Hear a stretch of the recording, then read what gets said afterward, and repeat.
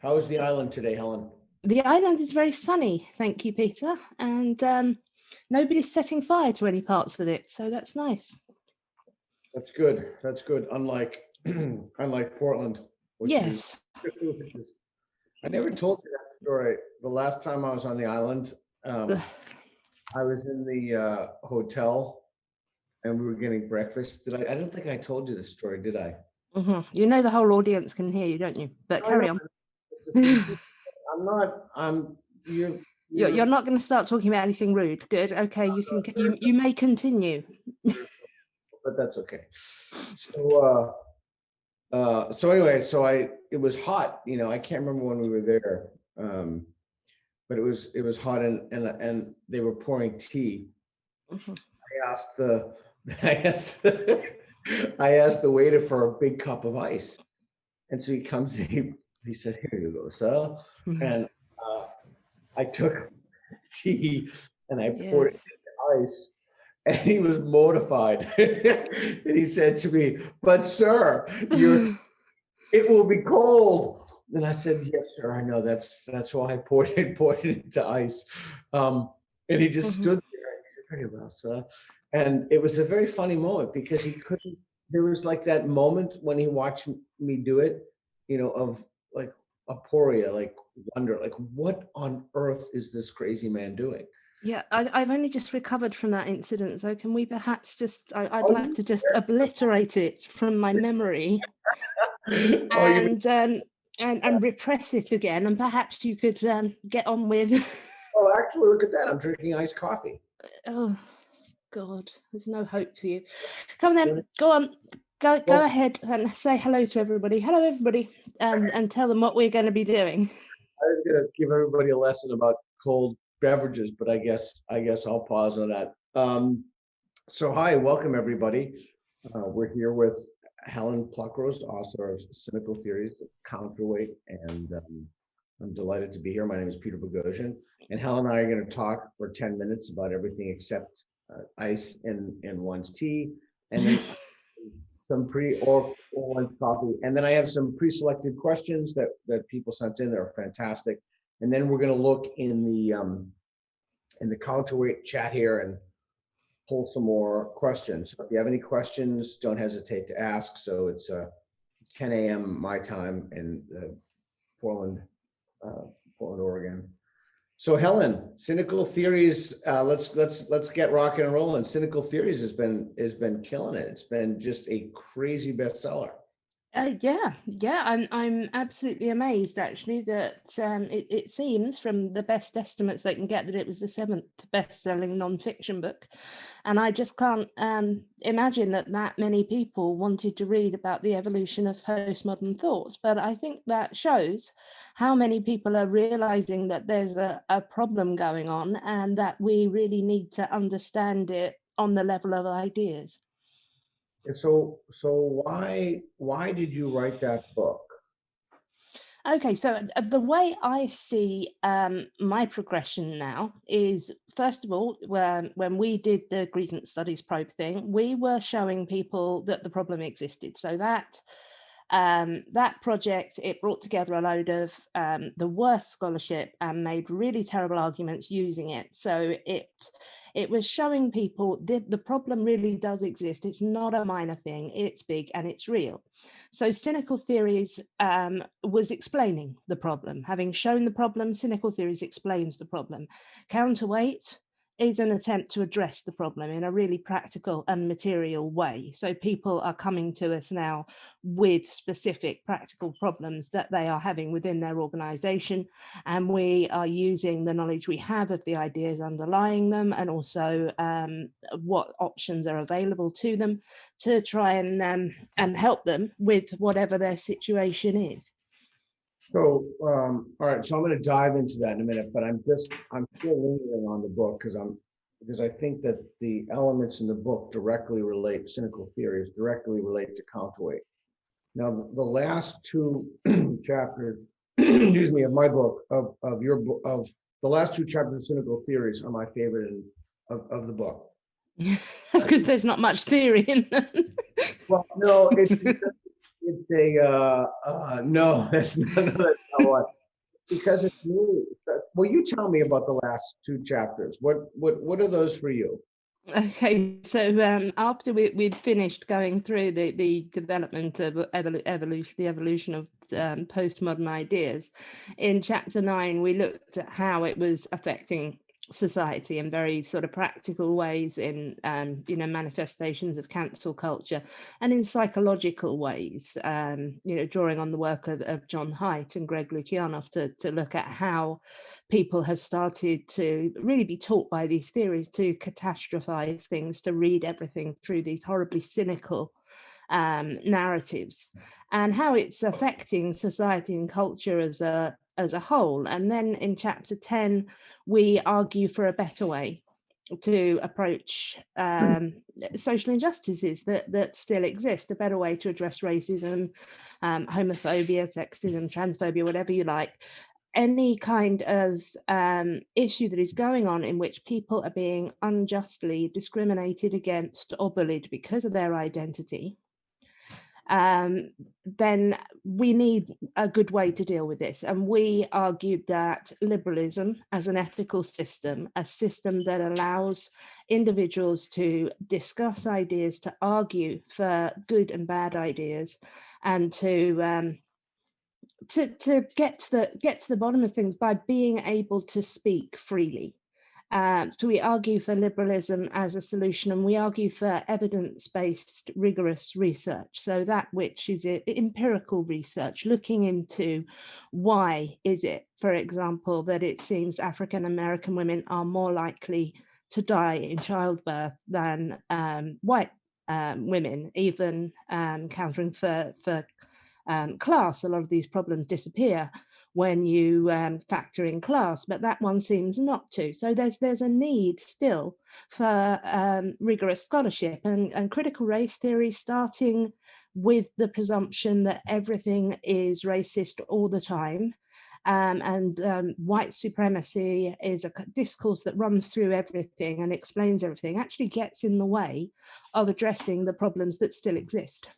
Correct. So to me, there's a line that can be drawn between the last two chapters of cynical theories and counterweight, Mm. right? Yeah. Counterweight is essentially an attempt to put into practice what we advocated in chapter 10. Exactly. So it's not just explaining, it's not, and that's the other thing I love about cynical theories, is it in many regards, it gave the best case for the positions, but it wasn't just a rip down or an explanation. It actually offered something positive. And to me, in many ways, I see counterweight as a manifestation of the last two chapters of cynical theories. Yeah, this is the time, I think, to get practical. First, before you can address a problem, you need to understand it. Otherwise, you're sort of firing wildly at symptoms and you're not hitting the target of what's underlying it. Once you have an understanding, then you can address the problem as it actually is. And also, you need to be honest about the nature of the problem. Yeah. Even if you understand it, but there's something in the culture that prevents you from speaking about it, or you're just not going to be honest about the nature of the problem, you'll never solve it. So let's jump to counterweight. So when did you find what? So give me the chronology of counterweight. You wrote cynical theories, and then what? A year later, counterweight. Is that the? So June, it was really June of last year when the BLM protests were at their height, and a lot of companies and organizations started implementing diversity training and anti-racist training and unconscious bias training and all these other highly ideological and unscientific approaches to addressing discrimination in the workplace. That was when I started getting hundreds and hundreds of emails, as did you, I remember, and I just couldn't manage them all. I found myself, I was just reading through, trying to triage the people who were in the most immediate danger of being fired and dealing with them. And so on the 26th of June, It was our co-founder, Kevin. He set up a Discord server and we just started pouring everybody in there. Then Carrie Clark came along, our third co-founder, and she, using her background in citizens advice, started building advice pathways and resource banks and surveying the people, finding out what they needed and producing the resources and getting them all in the right place, all in the same place. And then before we knew it, we had a kind of nascent organization. So we grew from there. We've sort of expanded from them to having a media content team who are producing a lot of good essays on our YouTube channel. We have listening support in which people who have been trained in various kinds of listening therapies or whatever actually just listen to people who are struggling with anxiety or stress or really becoming genuinely mentally ill because of the isolation and hostility.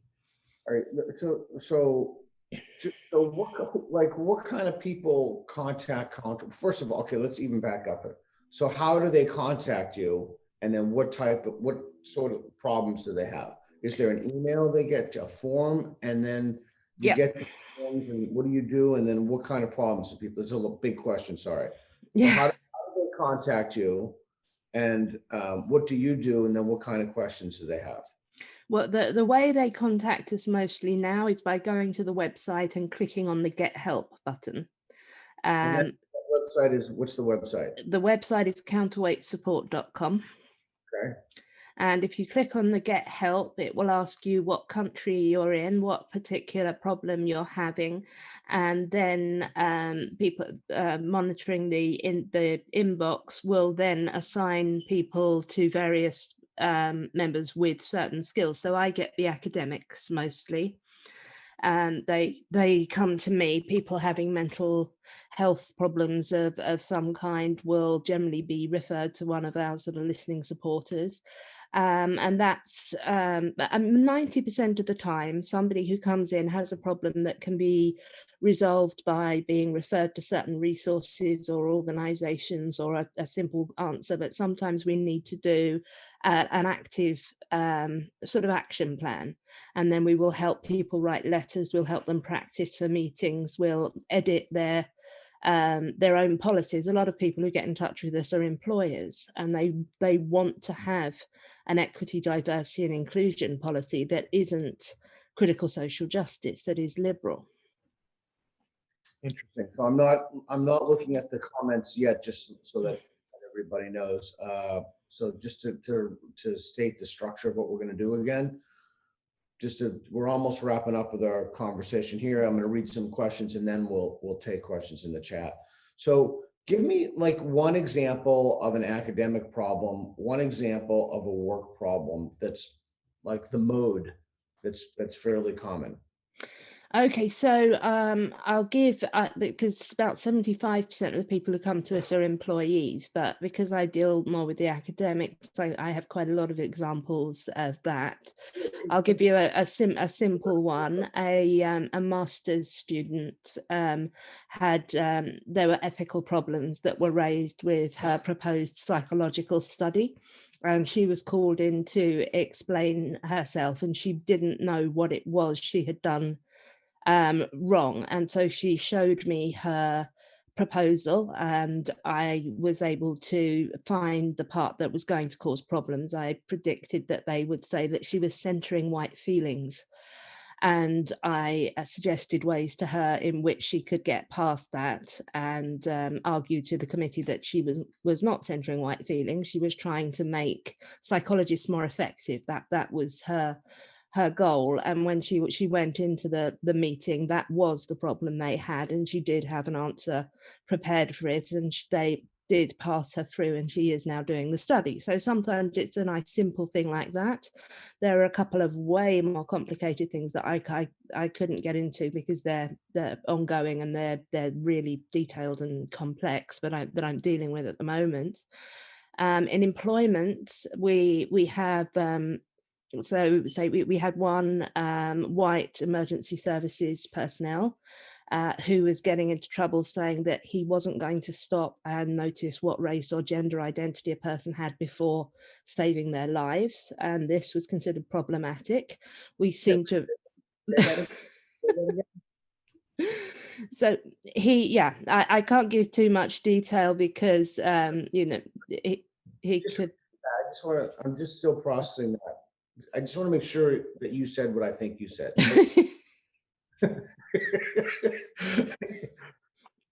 So yeah.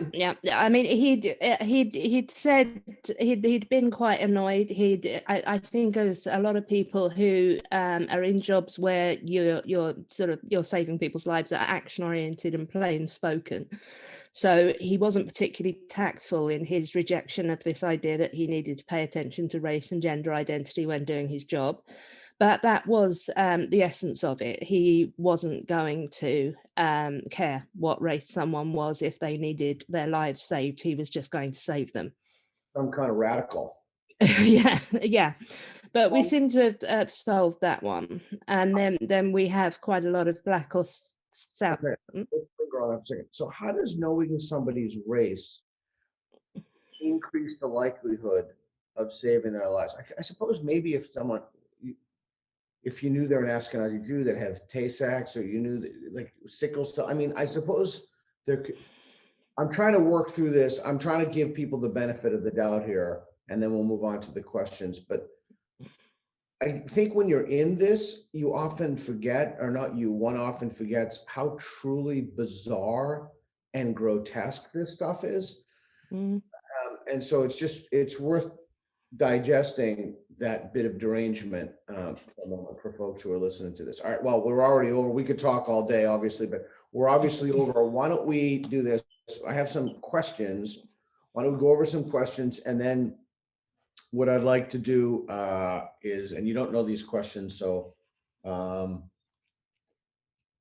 they're all about Star Trek. No, I'm just kidding. You have Star Trek on your island over there? Yes, we do have Star Trek on our island. You have televisions, electricity. God, you sometimes... We do. We're incredibly advanced. Well, I know for island people, truly. Okay. All right, let's see here. Probably folks won't get that, our inside joke there. Okay. How can we best dismantle the misconception that wokeness is left-wing when in fact it's antithetical to genuine left-wing politics? I thought that was a great question. So I think I'd refer people to my essay, No Liberal Lefties Aren't Right Wing, for a start. But there's a lot there, because often people on the left, generally the socialist and Marxist left and the liberal left, are looking at the critical social justice left and saying this just isn't left or liberal at all. This has no focus on economics or class issues. This has no liberal aim for greater freedom and respect for the individual. How is this left or liberal? And I understand what they mean, but unfortunately, this did arise from a movement on the left. We do have to take responsibility for that. It arose among leftist academics in France in the 60s, and it's been continuing to be developed by people who vote left and who otherwise have some leftist ideas. So we have to take responsibility for them. But there are good studies. We published one recently on Aereo by Jordan Moss, showing that the psychological makeup of the critical social justice leftists aren't at all the same as those of the traditional leftists. They really are something different. And I think we won't solve this by disowning them and saying they're not really left. We'll have to own them, but I think we can show they're not doing leftism properly. They're not achieving the goals of what left-wing people generally want to achieve. Yeah, that's something I've struggled with too, is what Leanne calls a successor ideology. Is this well, that's not on the list, but do you think this is a successor ideology to liberalism? See, this is the thing, it takes bits from everywhere. So I often argue with Marxists who say this is liberalism gone mad. And then I argue with conservatives who say it's Marxism gone mad into the identitarian realm. And it does take a bit from everywhere. So it's latching on to the end of the civil rights movements, which were liberal. So, civil rights movement, gay pride, liberal feminism, those movements of the 60s and 70s in activism, not so much in scholarship. They were primarily liberal. They said, we are all individuals, we are all of equal worth, give us equal rights. And this is when we saw legislation banning discrimination against women or people of colour, and the decriminalisation of homosexuality. So that's all liberal.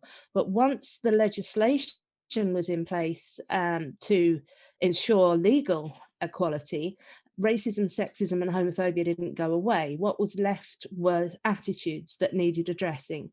So this is where the postmodern ideas come in, and this is when they then went quite insane and started reading racism, homophobia, patriarchy, imperialism, cis normativity, etc., into absolutely everything, and trying to dismantle it. And the less and less racist or sexist or homophobic a society gets, the more complicated the theories have to become in order to keep finding it. And that's how we get to this really messy state now, where you will be told that saying complimenting a Black person on being eloquent is now a micro aggression. Excuse me.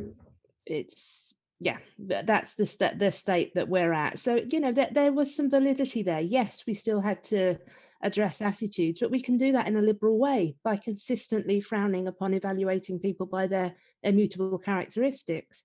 But they didn't want to do that. They wanted to do that by an identity politics approach, and that is not liberal. That doesn't come from liberalism at all, and all of the theories are explicitly critical of liberalism. Yeah, that's a super interesting point about what happens when a society, I'm thinking of Scandinavia and the Norwegian paradox, what happens when a society becomes increasingly liberal and free and people are allowed to choose or pursue their own interests. So there's so much going on here. I'm going to keep reading the questions, but I'm just going to drop little pins. Things that we could talk about at some point are what Peterson and others talk about, and you've clarified repeatedly the difference between postmodernism and Marxism, and it drives me nuts that people lump them together constantly. It's a little pet peeve of mine. I think you didn't mention it, but it comes up all the time, and someone in the chat has talked about words that people use, liberalism, neoliberalism, et cetera. These things come up over and over again. But one thing that I think adds to this, in fact, one thing that I know adds to this confusion, and you touched on it, is I think we need to disambiguate and define words. The word liberal has changed significantly since I've been a kid. And, unless we talk about what it means, I'm not even sure what some of these words mean anymore, because I hear them used, language as used. I hear them used in such completely different ways in completely different contexts, specifically between a UK, on the other island over there, Australia. All right, so let's keep going down here with some questions, and then we're going to take questions from the folks.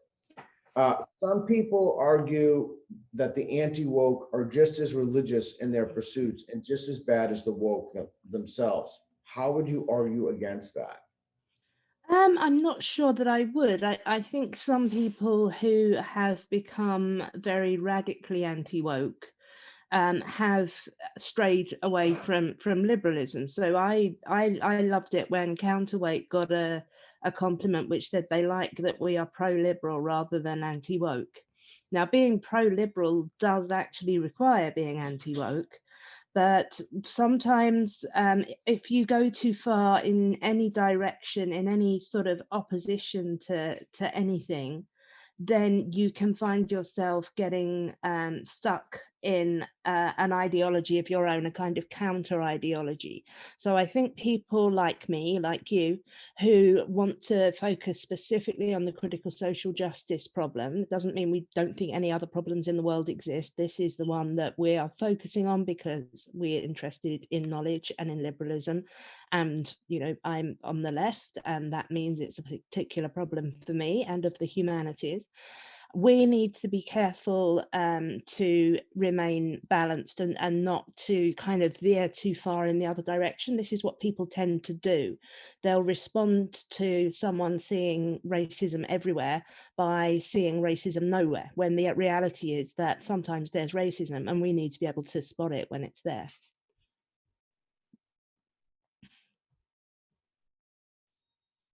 Well, I'm sorry, I said I wasn't allowed to unmute myself and then allowed me to unmute myself. So somebody's blowing the lawnmower or whatever they're blowing. So I might have to, can you hear that in the background? Only just, we can ignore it. Okay, good. That'd be great. So this is a really good one. What progress is Counterweight making?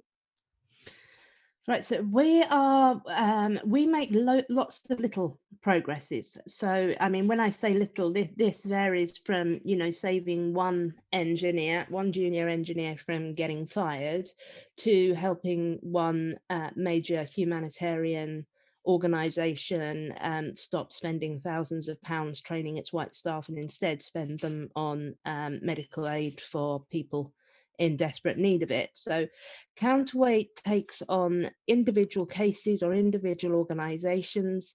We deal with specific problems. We bring people together in a community and we create a groundswell. So as we bring people together, there are groups that are sort of forming organically, groups of psychologists, groups of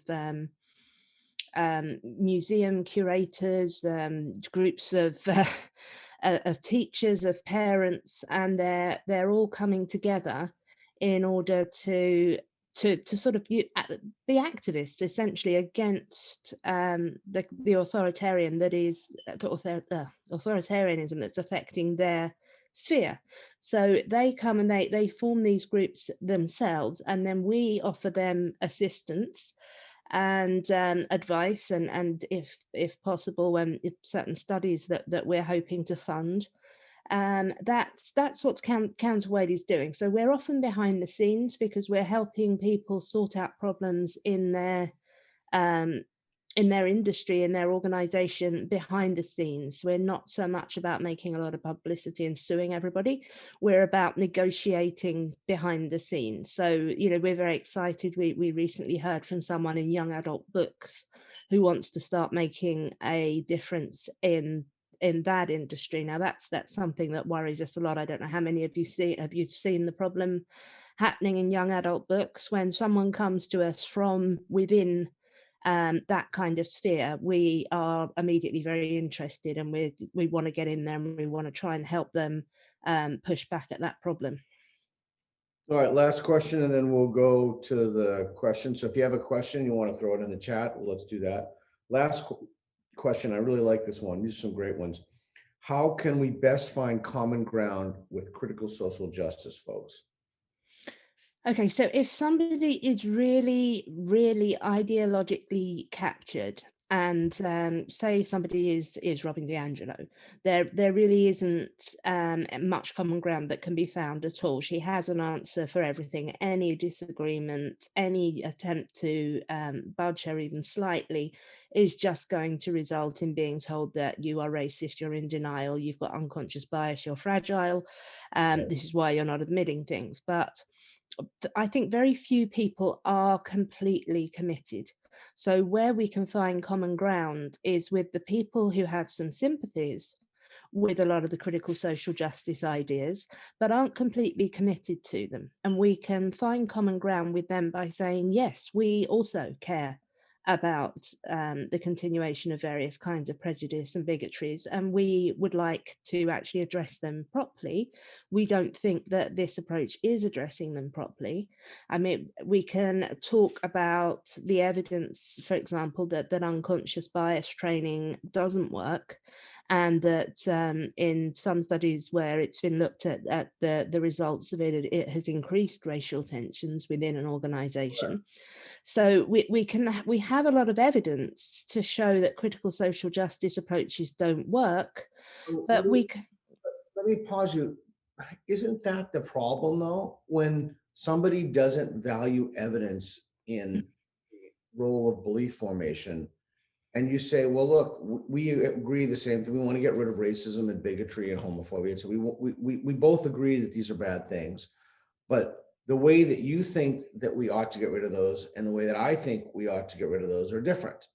Mm. And here's why they don't work. Here's why unconscious bias training doesn't work, what have you. Those arguments will only work if the people agree that we should use evidence in the process of belief formation. If they don't believe that, then I'm not really sure. Well, there's another way then, and this is a way that we've been using, because if somebody believes that truth comes from lived experience, and they're then believing that critical social justice owns the lived experience of certain groups, this is when it's very useful when we can amplify the voices of people of those certain groups who have different ideas. So I'm particularly worried at the moment. Quite a lot of the people who come to Counterweight are Black or South Asian primarily, and that we hear repeatedly, particularly from Black counterweightians, that they simply aren't getting access to the marketplace of ideas because they are assumed to only have one view on things. And so some of the people who have come to us, and we're hoping to produce a book or some kind of documentary or something, and we're not sure where we're going with all this, but we have so many people now who have such a wide variety of ideas. For example, Black Marxists are not keen on critical race theory. They think it divides the working class and it just causes problems with actually addressing real inequality. We have a lot of Black libertarians who believe that individual responsibility is the key, and conservatives overlap with them. I disagree with them somewhat, but I think it's a good attitude to have personally, an empowering one. I still think there's some need for some social sort of approach to things. And we get religious people. This is the strangest thing, is that so much of this stuff is secular and it wants to honor and listen to other voices. But then we have a problem. Something that came up over and over again was a lot of Black and South Asian Brits were being expected to support the Black Lives Matter movement. But the Black Lives Matter movement, one of its tenets was the dismantlement of the traditional nuclear family. Now, a lot of Black and South Asian Brits are Muslim, Christian, Sikh, or Hindu, and the traditional family structure is very, very important to them. So they felt that they couldn't support the Black Lives Matter movement, although they certainly believed that Black Lives Matter. And then they found themselves being accused of not believing that Black Lives Matter because it wasn't compatible with their worldview. So here's me, a really strident atheist critic of religion, trying to support Christians, Hindus, Sikhs, and Muslims to say, this doesn't work with my value system, and I want the right to my own value system. Right, which is, in a sense, the essence of liberalism. By the way, I finished a manuscript from Matt Thornton, who's publishing his book with Where Cynical Theories is publishing, where my first book, the manual for creating atheist proof, was pitched on the press. And in that book, it's fascinating. Among the things he talks about is the criminogenic factors for predicting crime. And very quickly, because I think this is interesting, their age, like violent crime. If you want to predict their age, so it's young people, and I could get this wrong, but I think they're 16 to 26. It's male. Those are obvious. But what's far less obvious, which made me think when you were saying that, is if there's an adult male in the home. And when you really stop to think about that, when people look for racist explanations for things, it may be something that's sorry about the dogs. My dogs are on the jihad against the mailman and anyone else who happens to cross the way. All right, let's do this. I want to go over some of the questions, but I did want to wrap that thought up before the dogs distracted me. I think the idea is that some people look for racial causes in things, or they look for disparities or discrepancies when there could be something else, another commonality that has nothing to do with race. I just read, I think, disparities and something, and Thomas Sowell. I was convinced that I should read Thomas Sowell.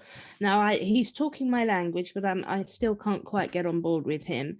But one point he made that stuck in my mind is when we look at the difference between East Asian Americans and Black Americans, African Americans specifically, and their income, what often isn't noticed is that the mean age of African Americans is like 20, 30 years younger than the mean age of Asian Americans. So it isn't surprising if somebody who's in their 50s is wealthier than somebody who's in their 20s. That's how it's supposed to go. So this is why we need a more complex analysis than a simple sort of, it's all anti-Blackness.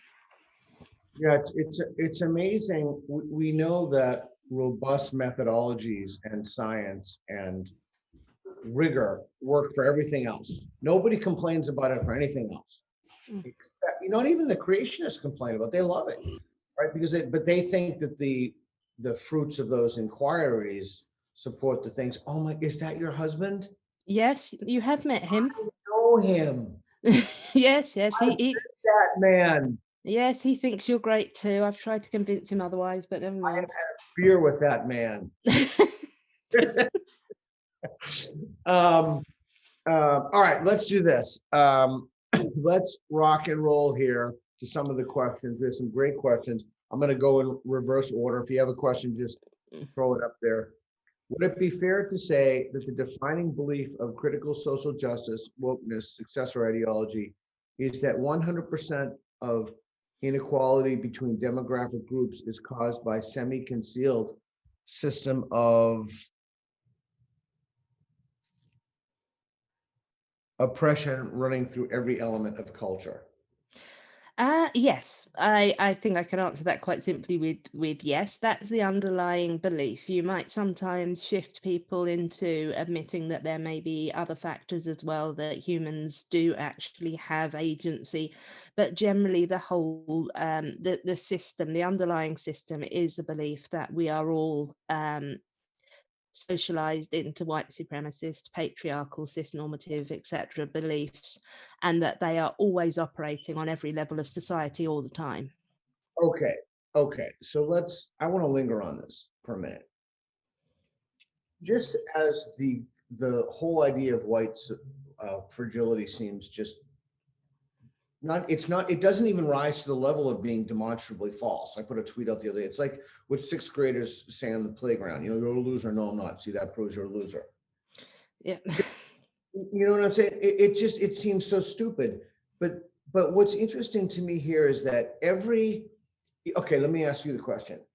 Is the defining assumption that every disparity in outcome between or among races is caused by some kind of systemic bias, some bias against the group within the system? Yeah, they probably wouldn't go so far. If asked that question, you'd probably get a lot of waffle about systems and how it works on average to hold people down. If you were to say, is every individual, is every African individual guaranteed to fail because of the anti-Blackness, they will point out that some succeed, and they are aware of that, but this is so much harder for them than white people, and they will point at demographics to argue this without taking in a lot of other evidence, a lot of other statistical evidence. So, for example, African American descendants of slaves are doing have worse life outcomes than the average American, whereas recent African immigrants tend to be more successful than the average American. So anti-Blackness on its own clearly doesn't explain the problem, but this doesn't mean that there isn't prejudice faced by African Americans specifically, or that there isn't issues that are holding certain groups down, often socioeconomic issues with deprived areas. And just parenthetically, that's why one of the many reasons that I supported universal basic income, because like you, these things can be mediated to a certain extent by economics. But bracketing that for a second, I want to go back to this point because, which is piggybacking off of this question again. So let's take a look at, let's just, as a thought experiment, let's just accept by fiat that it's true. I'm not an expert in this area. I don't think you're an expert in the area. That if there is not an adult male present in the home, then that is a criminogenic factor. That is a predictor of certain types of crimes. And let's say that the one of the core tenets of the BLM is to dissolve the traditional family unit. If that causes an increase in violent crime, then it couldn't be said that the system was responsible, unless you want to claim that the system itself caused BLM. It seems like you have to do a tremendous amount of gymnastics to rationalize any disparity in outcome. Or am I missing? I mean, people, there is an awful lot of very complex theory which tends to try and explain away these sort of disparities, these things that don't fit. But mostly with the activists, we just see accusations that if you think this way, then you are you're just trying to protect your privilege. So you're not given the chance to have that conversation in the first place. I think it was Steven Pinker who had a look. I think it was Steven Pinker who had a look at whether it's whether kids have fathers that affect the level degrees of violence, and it argued that it's whether or not men have wives or female partners that affects it. Apparently we women are good for you men, and you're less likely to get involved in criminal behavior if you have a committed partner. Yeah, well, that's the other exogenous factor is that marriage in this country is becoming increasingly something that's confined to certain socioeconomic classes, middle class, upper middle class, upper class. And you can see on a continuum this spike for increase in marriage or not. But I find that's one of the things. I mean, a lot of people, I'm getting to know Greg Ellis, and a lot of people think these are important issues that are not talked about because they're overshadowed by an obsessive preoccupation with race and gender and sexual orientation. But in the suite of factors that are responsible for disparity in outcomes, I think it's grossly negligent to not talk about the traditional family structure. Okay, cool. Do you believe, I haven't even read this question, so it's a good question. Do you believe that there's any good evidence for racist or sexist unconscious bias being, one, real, and two, causing significant widespread unfairness? If so, are there any evidence-based liberal ideas for addressing them? Excellent question. It is, but the thing is, we are limited in knowing whether there's any good evidence for this because there isn't good scholarship being done. It does seem extremely likely that racial and sexual stereotypes exist, and people aren't aware that they have them sometimes, and that this can cause some kinds of behavior. But we're not able to study to what extent this actually impacts people, to what extent it's unconscious, how much agency they have to just reject these sexist and racist ideas, because we are having to go with this theoretical model which claims that we cannot know how racist we are. We just have to accept that we are and then interpret the world as though we are. Right. In almost every case, the answer is always the same. More rigorous, more robust scholarship, better process. It's not, we're going to run hog wild with an idea independent of the evidence, or we're going to, like the sharpshooter fallacy, when you shoot against a barn and then you circle where you hit. What we're going to do is we're going to formulate our beliefs on the basis of the best available evidence. We're going to try to falsify it. It's just the same process, the scientific process. You use it for everything else. It doesn't all of a sudden evaporate or go away when it comes to implicit bias. Yeah, I mean, I think one empirical study that's referred to a lot is the Dole test. Do you know about that one?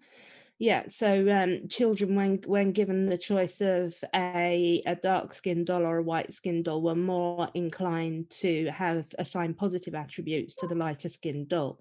So that was an interesting finding. It could suggest that there is evidence that there's some kind of racial bias that is pervasive, and that needs then to be built on. It needs to be looked into. It needs to be taken further. But the problem is we're getting further away from these kind of studies, and instead just sort of assuming that there's going to be racial bias, and then trying to find it. So we've gone the wrong way round now.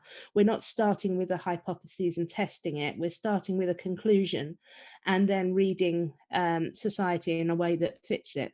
And that's the thing, even if it's true, even if the conclusion is true, if the method that you got there is not, you can't rely upon to get you there, a bunch of things happen. You have a crisis of confidence when people look at this and think it's all BS, right?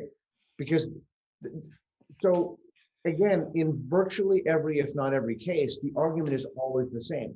Better research methods, better scholarship, fewer barking dogs. I'm going to put them away in a second. Ignore them. We can ignore them. I've got used to ignoring your dogs now. Okay. Well, I have Lola is she's really quite something. Okay. Hello, thank you so much for being here this evening. I am from Italy with the word anti-fascism. Another word we need to disambiguate and talk about. Has become widespread in most left-wing circles, also moderate ones, because of obvious historical reasons. I have been hearing this, I think you want to say word, since high school, especially around April 25th, Liberation Day. I understand you guys, microaggression, might not be familiar with the Italian situation, but I was wondering what your thoughts are about anti-fascism as a concept. Is there a place for that in liberal discourse, or does it always go back to cultural Marxism? And then I'd love to after you.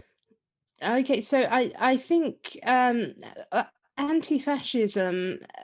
I think nearly everybody is anti-fascist, so that there might be some people who have some biases that we might not like, but almost everybody is against fascism, which is a harsh system of dictatorship. You'll rarely find anyone who's in favor of that. I'm hearing increasingly from Italians that some of them are wanting to know if there's going to be an Italian translation of cynical theories, because they think they want to share it with their friends and families, and I think there is. So I think if we're going against is there a place for liberal discourse in anti-fascism? Well, yes, fascism is illiberal. So we immediately and automatically are opposed to anything that is a fascist, is authoritarian. But I mean, cultural Marxism is a term that I take issue with, because although it was used by some of the scholars themselves in the 1950s, it isn't really what's meant by it now. If we're looking at the kind of identity politics that are rooted in critical social justice, which I would prefer over cultural Marxism, although the Marxists can't be exonerated completely. We do have some of their ideas in there. I'm afraid they have to accept that too. But no, this isn't a good way to address fascism. In fact, it's a very bad way, because they have a tendency to see fascism in everything. I was accused of being a little bit fascist recently. I'm not sure how that's even possible for promoting liberalism. And so we then get to the stage where fascism, if I see someone being called a fascist now, I'm likely just to assume that they've said something slightly problematic, according to a social justice activist, rather than that they actually believe in and want to bring about a fascist society. And diluting words that way is really unhelpful. Mm. Mm. Okay. All right, let's do this. I'm thinking maybe we just got two more, but I like the one from Dominic. let me go for the one from Dominic. I have trouble getting my head around that one. Yeah. Okay. Yeah. I have real trouble getting my head around gender, quote unquote, distinct from sex. And I just read Abigail Schreier and Deborah So's book, and I think you've read Abigail's book. I've read Deborah's as well. I love Deborah's book. I'm going to speak to her, I think, next week. Yeah. They're fantastic. From what I understand, gender is a feeling you're in the wrong body. If gender is just a feeling, does that mean that gender has no objective existence and therefore there might actually be no such thing as gender beyond a feeling? Okay, so here is my particular perception, my take on this, and I think it is the general one. I think gender is the adjective and sex is the noun. So if the sentence that my daughter has said to me, "I'm not a girly girl," now, if that sentence makes sense to you, then you have got a concept of gender that's different to sex. So, what my daughter is saying there is, I'm not typically feminine in my interests and presentation, but I am a girl. So that's where gender is the adjective. You can be varying degrees of masculine or feminine, and you can feel that being masculine or feminine is important or unimportant to your identity. So this is what I think gender is. Sex is a biological category where there are two of them, with some people with intersex conditions who nearly always actually still fall into one or other of them. So I think gender is real, and I don't think we're going to get rid of it, as some of the gender critical feminists want us to.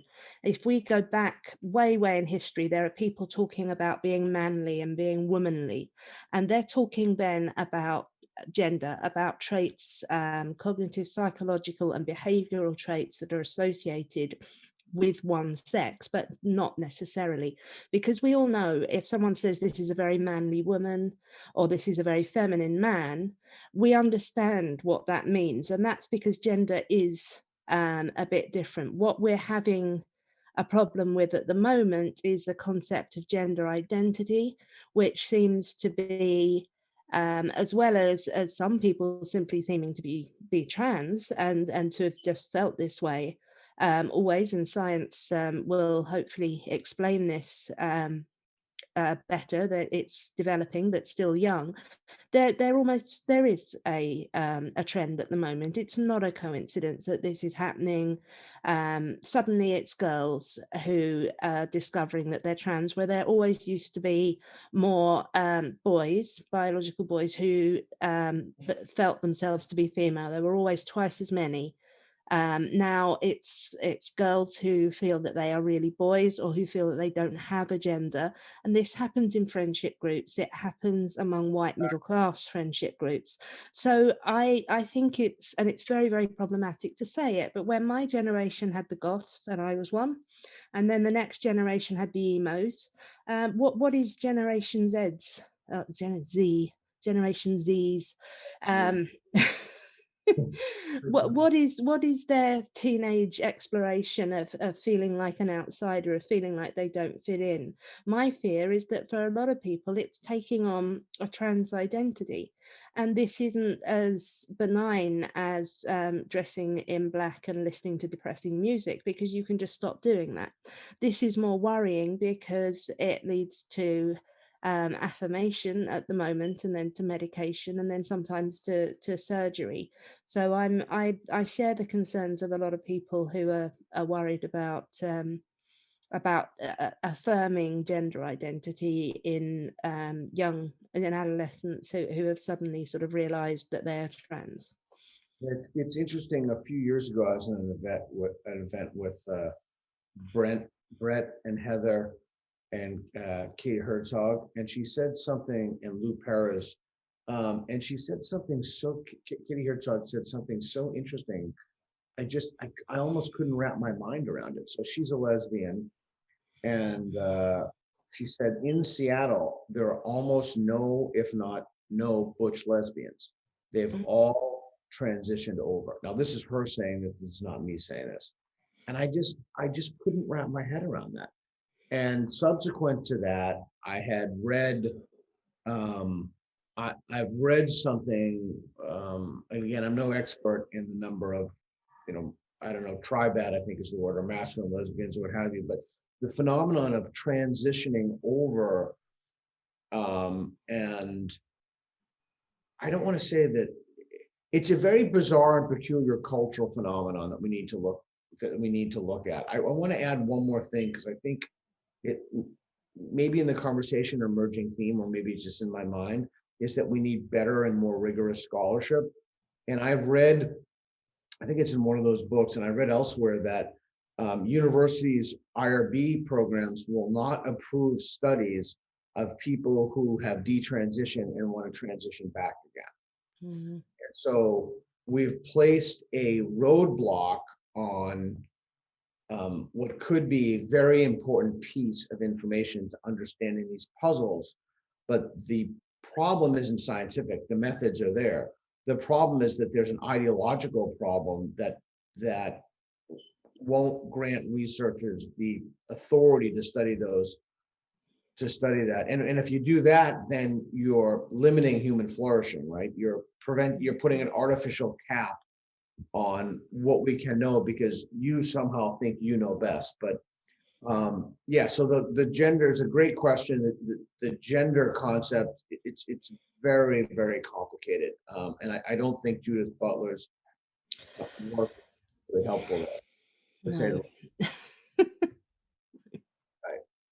Wow, we're 10:57. We're almost up. I just want to say a few words. Thanks for doing this and being here. I appreciate it. It seems like folks, hopefully folks got something out of the conversation, and we got some questions answered. So two things. If someone has an issue and they want to talk to Counterweight, what's the email address again? Info@counterweightsupport.com is our general email. But what you're best to do is go to counterweightsupport.com, the website, and then there's two options there. If you're in need of help, you can click on that button. If you just want to contact us with a simple question, there's another button there for contact, and then you'll all come through to the same email, and you'll get diverted to the right person who has the information that you need. And if you're suffering, with mental stress or feeling of isolation, we can help you with that. We can connect you with people, make you feel like part of a community. And if you're in need of being connected to more sort of activist groups and people in your profession, we can help with that too, and generally direct you to resources and to other organizations. There's a lot more out there than people are aware of. So yeah, do get in touch if you need help. All right, and you can follow Counterweight on Twitter, and it's in the chat box. And if you want to donate to the work you're doing, you want to support Helen, I'm sure she would very much appreciate that. Counterweight, the money goes for staff. This is not any kind of get rich organization. No, we are far from rich.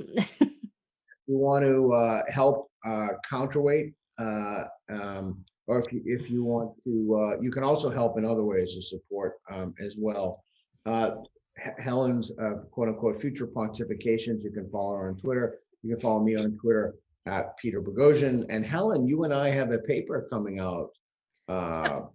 We do, if I haven't just seriously antagonized the journal, but We have a paper coming out pretty soon, and you'll post that and I'll post that, and that should be kind of fun. yeah, we're defending our methods in our grievance studies probe, aren't we? But I've been annoying the reviewers and editors, so we'll have to see what happens. Okay. All right. Well, anyway, thank you very much. It was a productive hour, and I gleaned a lot of insights, and I wish everybody here the best. And Helen, you're a wonderful soul. So is the word tally ho? Is that what we say to say goodbye? Cheery pip will do. Cheery pip.